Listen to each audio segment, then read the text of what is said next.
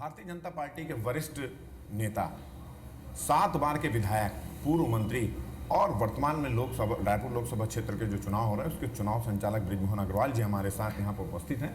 इस बार का अगर लोकसभा चुनाव की अगर बात करें तो कौन से प्रमुख मुद्दे लेकर आप चुनाव लड़ रहे हैं?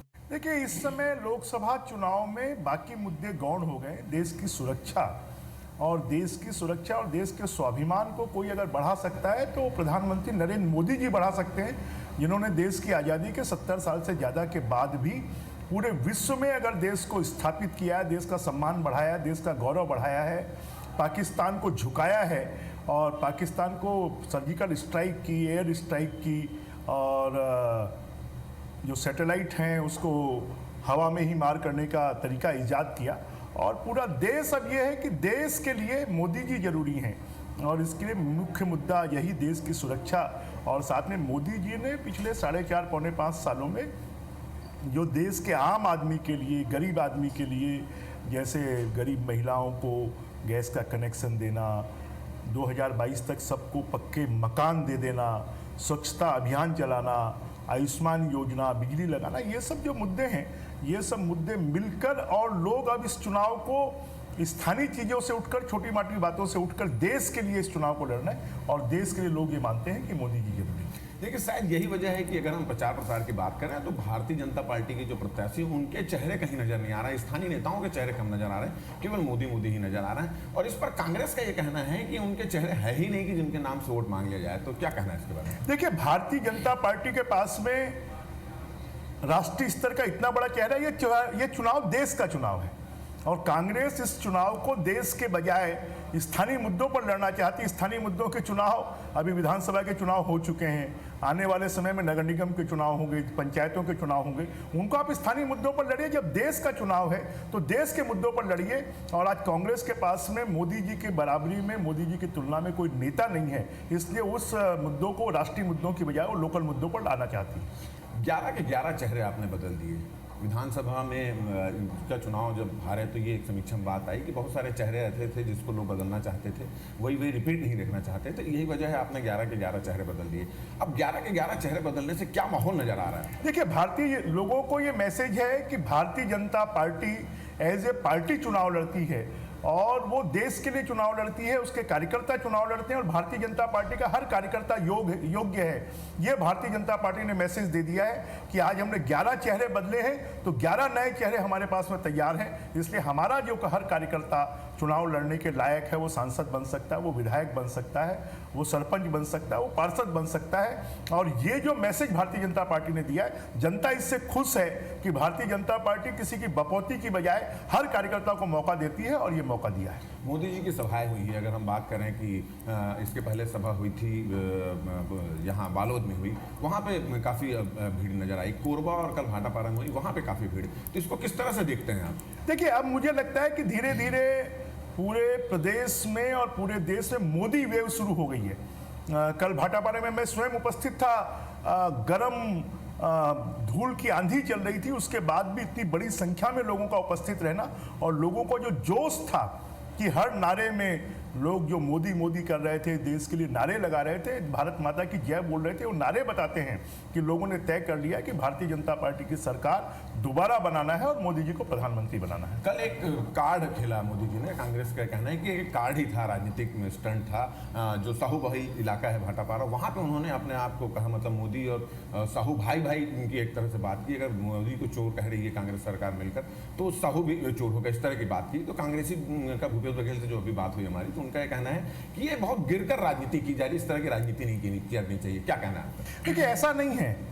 वो एक मोदी पूरी कास्ट को लगातार कांग्रेस के नेता गाली दे रहे हैं, पूरे मोदी कास्ट को चोर कह रहे हैं, जिसके भी नाम के साथ में मोदी सरनेम जुड़ा हुआ है उसको भाई भाई बता रहे हैं। तो ऐसा कर कर पूरी एक जाति को, एक वर्ग को गाली दे रहे हैं। तो मोदी जी ने बताया कि जो गुजरात में जो साहू हैं उनको मोदी कहते हैं, मध्य प्रदेश में और कुछ कहते हैं, राजस्थान में राठौर कहते हैं। तो उन्होंने बताया कि आखिर कोई व्यक्ति गलती कर सकता है, पूरी जाति गलती नहीं कर सकती और कांग्रेस ये गलती कर रही है कि पूरी जाति को गाली दे रही है। 4 महीने पहले विधानसभा के चुनाव हुए, अपेक्षाकृत जो आपका मिशन 65 था वो पूरा नहीं हो पाया, अभी लोकसभा के चुनाव हो रहे हैं, क्या लग रहा है 4 महीने में जो मतदाता हैं उनका मन बदल चुका है? देखिए, वो जो चुनाव था वो प्रदेश के मुद्दों के ऊपर में चुनाव था, ये चुनाव देश के मुद्दों के ऊपर में चुनाव है।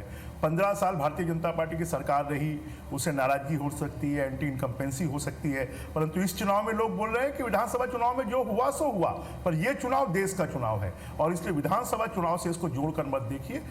लोकसभा और अभी तक के जो रिजल्ट भी रहे हैं, हमेशा विधानसभा चुनाव से अलग रिजल्ट लोकसभा चुनाव के रहे हैं, तो मुझे लगता है कि पूरी तरह रिजल्ट ये विधानसभा चुनाव के विपरीत रिजल्ट होंगे और इसमें भारतीय जनता पार्टी कोई बड़ी बात नहीं है कि 11 की 11 लोकसभा सीट यहां से जीत कर आ जाए।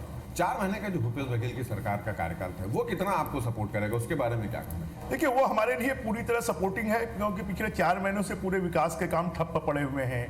पूरी लॉ एंड ऑर्डर की स्थिति, अराजकता की स्थिति है, कहीं पर कानून व्यवस्था नहीं है, नक्सलाइटों के हमले हो रहे हैं, एक विधायक की हत्या हो जाती है, पंचायतों में विकास के काम बंद है, नगर पालिकाओं में बंद है, नगर निगमों में बंद है।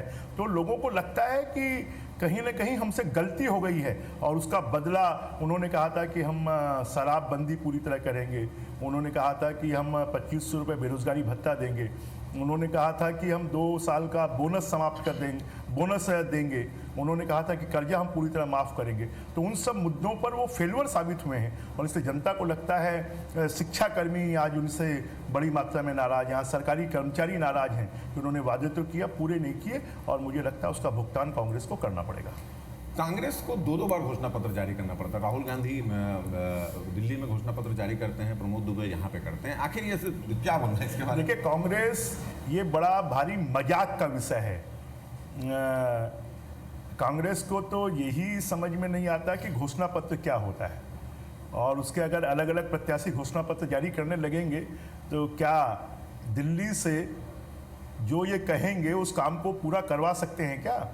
ये कोई राज्य की सरकार नहीं है कि राज्य की सरकार अपना घोषणा पत्र करे और उसको पूरा करे। दिल्ली से काम करवाने वाले काम है और मुझे लगता है केंद्र के घोषणा पत्र पर उनको विश्वास नहीं है और उनको लगता है कि केंद्र के घोषणा पत्र पर हमको वोट नहीं मिलेंगे, इसलिए उन्होंने ये मजाक किया है और इस मजाक को जनता भी मजाक के रूप में ले रही है, इस पर विश्वास नहीं कर रही। लोग कह रहे हैं कि बृजमोहन अग्रवाल की दांव लगी रायपुर लोकसभा सीट में, सुनील सोनी को आपका ही कैंडिडेट मान के चल रहे हैं, क्या कहना है इसके बारे में? मैं वो भारतीय जनता पार्टी के कैंडिडेट हैं कोई, और मेरे लिए तो भारतीय जनता पार्टी ने आज तक, मैंने रमेश बैस का 6 बार चुनाव संचालन किया है, बैस जी का, उसके पहले जितने उपचुनाव हुए उनको संचालन किया है, तो मुझे पार्टी जो जिम्मेदारी देती है उसको मैं पूरा करता हूँ। और सुनील सोनी जी 2 बार महापौर रहे हैं, नगर निगम के सभापति रहे हैं, आरडीए के अध्यक्ष रहे हैं। आज जो रायपुर का स्वरूप दिखता है वो स्वरूप सुनील सोनी जी के समय का स्वरूप है।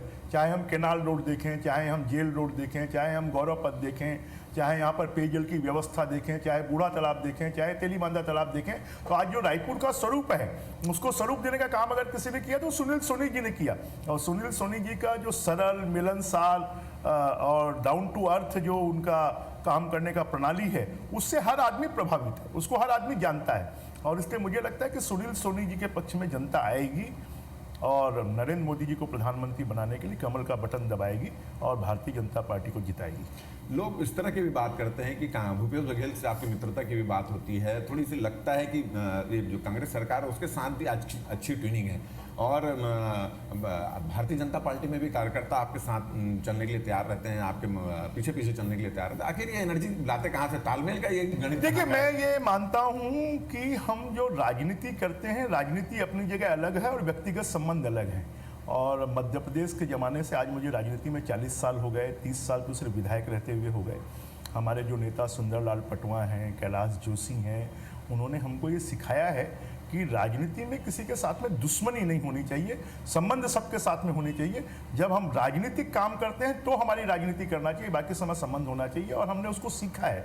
और इसलिए व्यक्तिगत संबंध, चाहे वो कांग्रेस के हों, चाहे वो कम्युनिस्ट हों या अन्य दलों के लोग हों या बीजेपी में हो, व्यक्तिगत संबंधों को मैंने कभी राजनीति में नहीं लाया है और उसको हमेशा कायम रखा है। इसलिए लोग बहुत बार गलत फहमी में रहते हैं, परंतु मैं जिस विचारधारा से जुड़ा हूँ, मैं जिस पार्टी से हूँ, विद्यार्थी परिषद से, संघ से लेकर आज तक, उसके साथ में मैंने कभी दगाबाजी नहीं की, ना अन्याय किया है। और आज भी लोगों को इस बात का विश्वास है कि बृजमोहन को जो जिम्मेदारी दी जाती है उसको ईमानदारी के साथ में निभाते हैं। तो ये थे बृजमोहन अग्रवाल जी, जो फिलहाल रायपुर लोकसभा क्षेत्र के चुनाव संचालक भी हैं, और इनका कहना है कि ये केवल राजनीति करते हैं, दुश्मनी की राजनीति ना इनको पसंद है ना ये करते हैं, और शायद यही वजह है कि आज छत्तीसगढ़ में बृजमोहन अग्रवाल की एक पहचान है और हर आदमी इनके पीछे, इनकी आवाज़, इनके साथ चलने के लिए तैयार रहता है।